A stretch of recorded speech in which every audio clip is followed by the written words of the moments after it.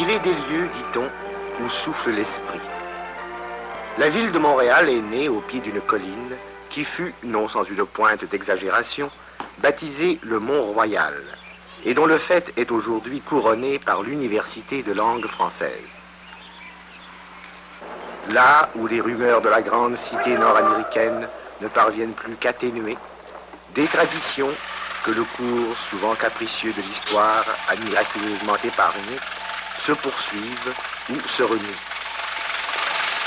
Alors, M. Dupuis, cette retraite, c'est pour quand? Doum, vous viendrez nous voir à la nuit.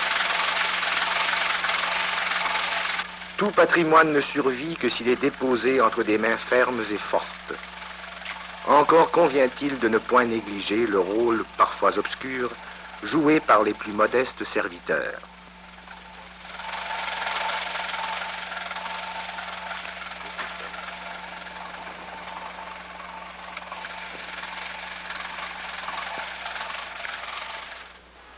Les civilisations laissent dans leur sillage des monuments de pierre afin que leur mérite soit à jamais gravé dans la mémoire des hommes.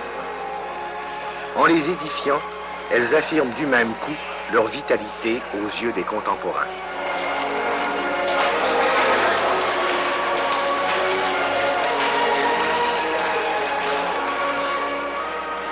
Le prestige de l'action au théâtre est d'autant plus grand que la scène est plus vaste et que les rouages de la machinerie y fonctionnent parfaitement.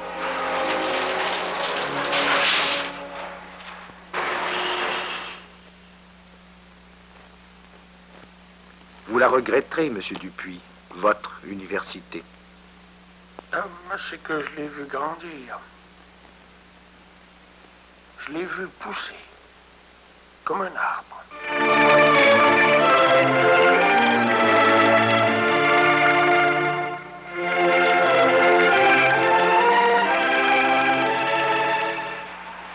Pourquoi faut-il que les grandes espérances soient toujours déçues? Au fracas des explosions atomiques qui échangent leur dialogue de sourds par-dessus nos têtes, ne répondent que les cris de misère d'un milliard d'individus qui ont faim et l'appel fraternel de deux continents encore grisés par les vapeurs de l'indépendance et qui vont avoir à affronter leurs responsabilités. Ainsi va le monde. À Montréal, dans les années 60, la jeunesse de langue française prend la mesure d'un univers qui sera le sien. Dans cette maison aux 1000 fenêtres, où le soleil allume encore une flambée d'espoir. L'université assume la lourde tâche de former des hommes et des femmes de qualité qui sauront traverser leur temps avec dignité. Elle initie l'adolescent aux sciences humaines.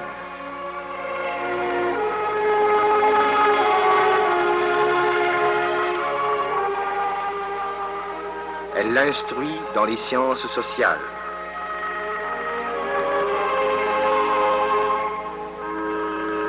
Elle propage l'enseignement des sciences professionnelles. Elle développe chez l'étudiant le goût des sciences appliquées.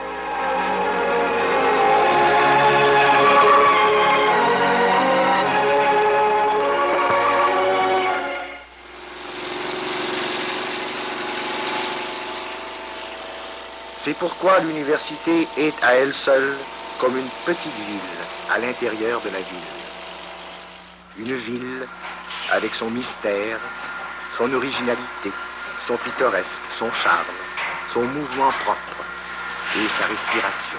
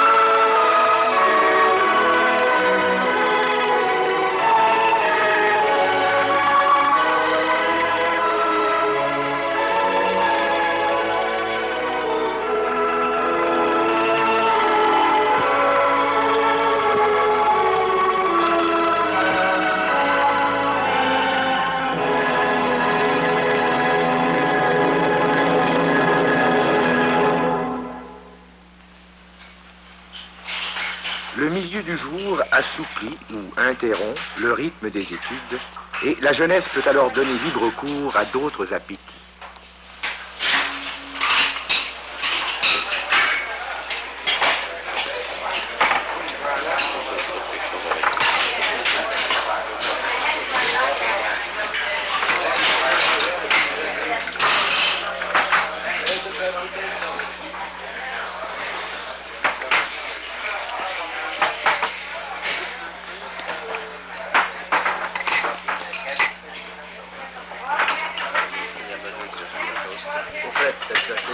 Elle te tend les bras.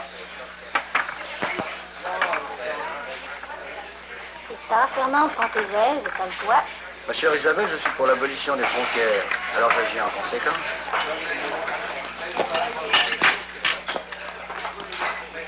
Je cherche un travail pour l'été. Il y a une offre d'affiche au tableau. De quel ordre? Cette heure publique ou privée? Mes parents, cette année, m'offrent des vacances à la mer. Je te remercie beaucoup, mais ça serait quand même avec la compagnie. Ok, je t'aime. À qui? Oui, je suis bien tournant. Non, votre génération devra faire entendre sa voix et assumer ses responsabilités. Samedi soir, si tu veux, nous irons danser.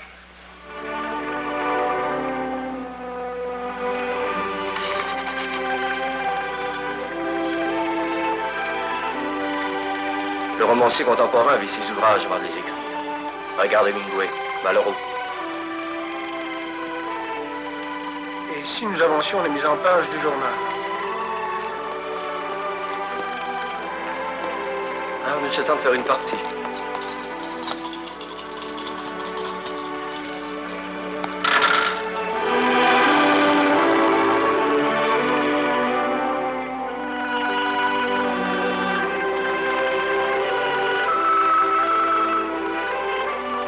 Graves ou légers, sérieux ou frivoles, les souvenirs de la vie à l'université conservent le don d'attendrir quand, plus tard, on se prend à les évoquer.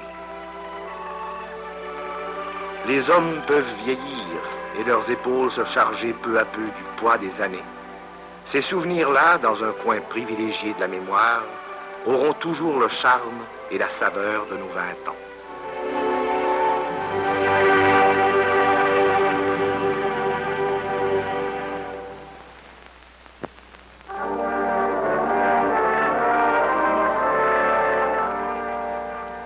L'Université de Montréal a poussé comme un arbre.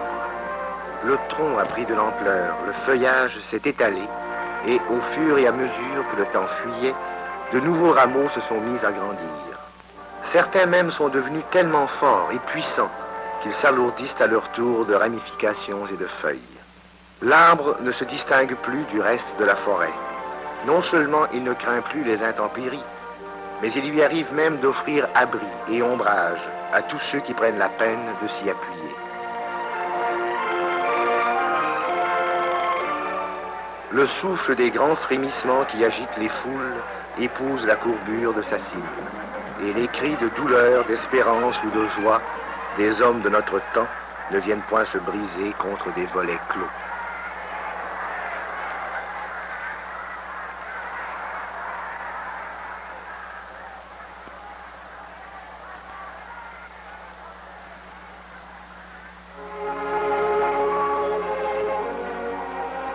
La vie qui nous entoure et qui palpite sous les enveloppes les plus misérables comme sous les plus complexes, attend de l'intelligence qu'elle contribue à soulager ses maux, sa misère et sa peur.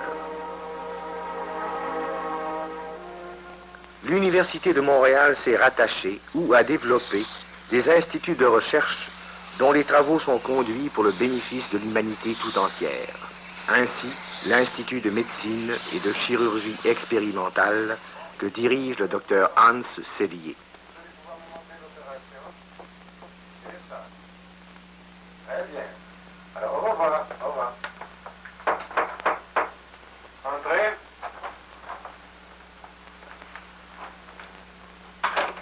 Bonjour, les gars.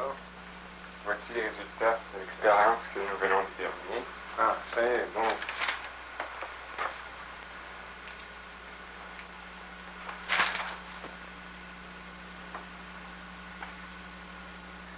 déjà fait calculer la probabilité statistique? Pas encore, M. Cellier, mais nous pouvons le faire maintenant. Je crois que ça serait bien, parce que ce n'est pas un succès complet. Il faudrait peut-être doubler la dose. Chez des animaux de même poids? Oui. Sous les mêmes conditions, ça m'en fait doubler la dose. Très bien, docteur.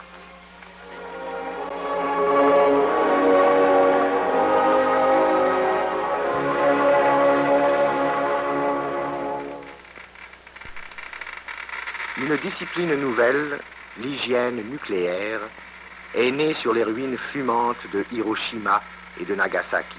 Elle étudie, à Montréal, sous la direction du professeur Sternberg, la résistance des êtres vivants à la contamination, qu'il s'agisse de mollusques, de poissons, de cobayes ou de bactéries. Le grésillement des compteurs Gégère signale que l'investigation se poursuit.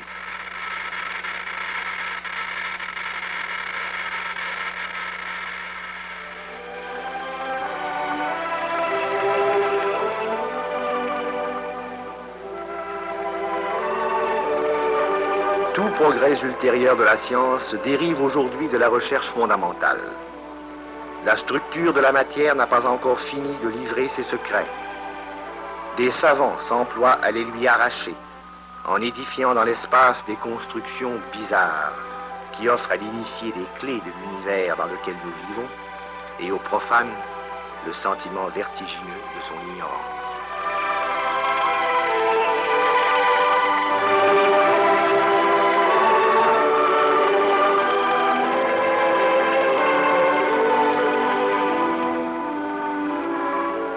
L'homme du XXe siècle a pour ombre la science. Le goût du pain lui-même est soumis à son verdict.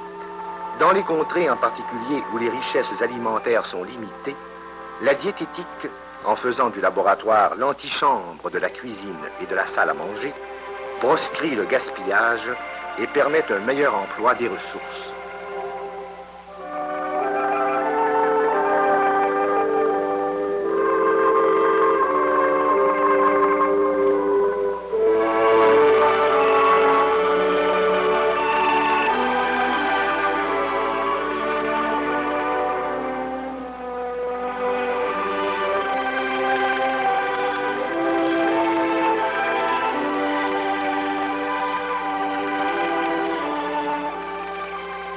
Il ne restera plus au botaniste qu'à se tourner vers la nature et à lui demander encore plus qu'elle ne rend, à condition toutefois de savoir la ménager, avec cette compréhension, cette tendresse qui furent instinctives chez le paysan, et que l'homme de science, à l'âge de la mécanisation, retrouve par l'analyse et la déduction.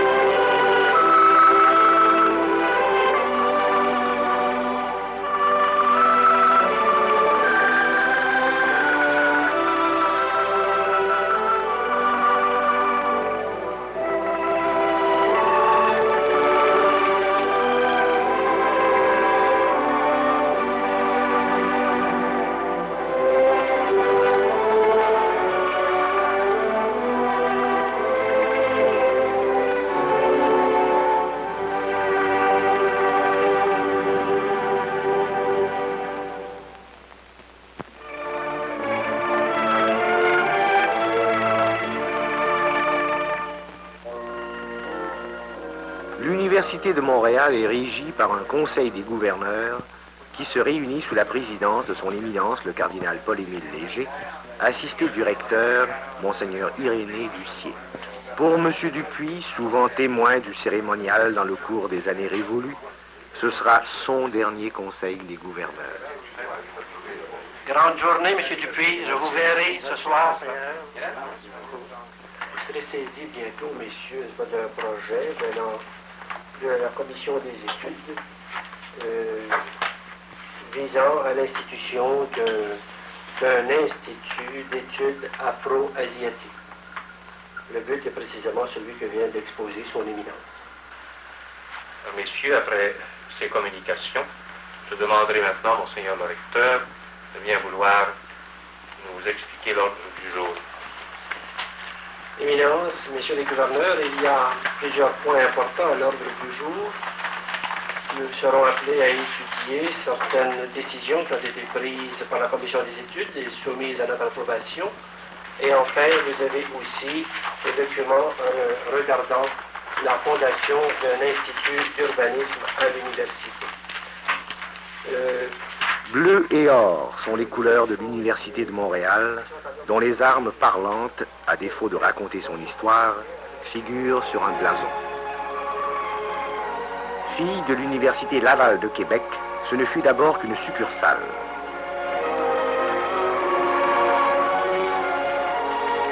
Une charte civile lui reconnaissant le droit d'accorder des grades universitaires, puis une bulle pontificale donnait bientôt son double statut à l'université nouvelle qui prenait le nom d'Université de Montréal.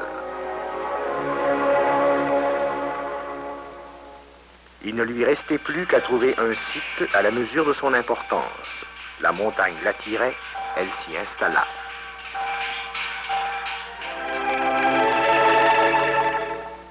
De bouture en arbrisseau et d'arbrisseau en arbre, l'université avait grandi et entrait de plein pied dans l'âge adulte. L'histoire ne s'arrête pas pour autant. Elle s'écrit désormais au jour le jour. Et dans le cadre que l'université s'est choisi, les murs, pendant des générations, renverront l'écho de voix juvéniles. Louis Tremblay, 23 ans, Institut supérieur des sciences religieuses.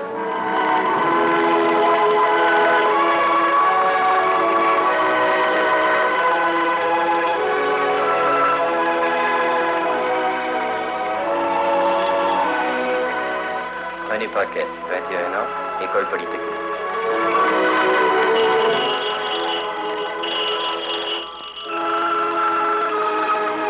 Fernand Sénécal, 22 ans, Institut d'études médiévales.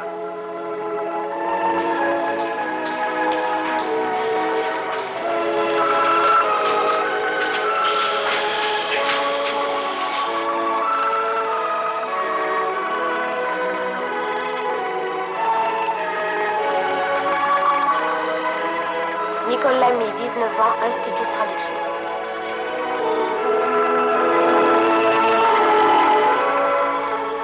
Je m'appelle Gwen Van Bach, de nationalité vietnamienne, étudiant étranger à la Faculté des sciences de Montréal.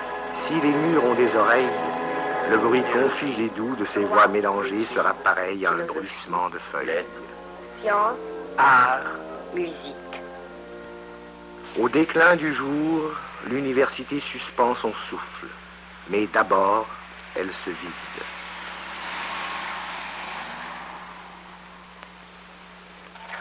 Dis donc, ils veulent pas frapper là, d'accord. Ah ouais, Marcel, tu t'appelles avec Robert. Ah ben, on va t'appelles avec toi. D'accord.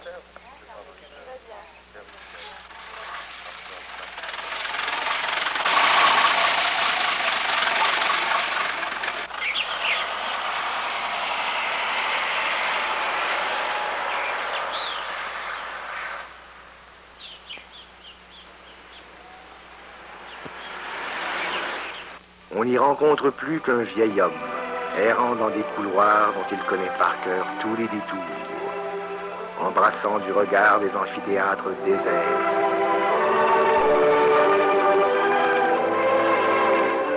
Des bureaux repliés sur eux-mêmes, croisant un homme de peine dont le balai efface jusqu'à la trace du jour qui meurt, longeant des cages où, déjà enveloppés par la nuit, de petits animaux crient.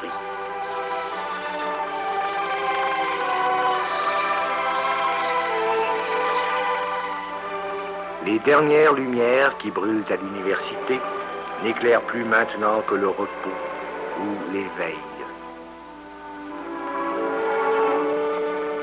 Certains étudiants qui y ont élu domicile ont déjà regagné leur chambre. Quant aux autres, les voilà dispersés aux quatre coins de Montréal, la grande ville, où ils sont à nouveau pris dans le courant de la vie quotidienne, faite comme partout de petites joies, de travaux, de corvées, de plaisirs et de rêves. Dis-moi, Isabelle, ça sent rudement bon ce que tu mijotes. Tu m'en donneras des nouvelles après y avoir goûté.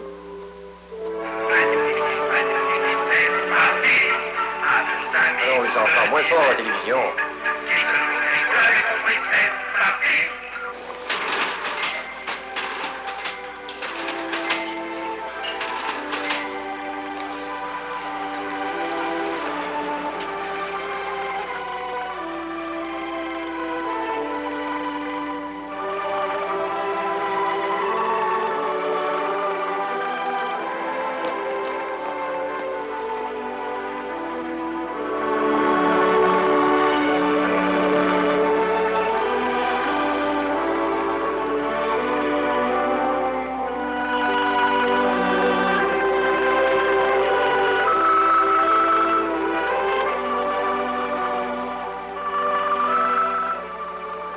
La tour de l'université semble cette fois pétrifiée, du moins jusqu'à l'aube du prochain jour.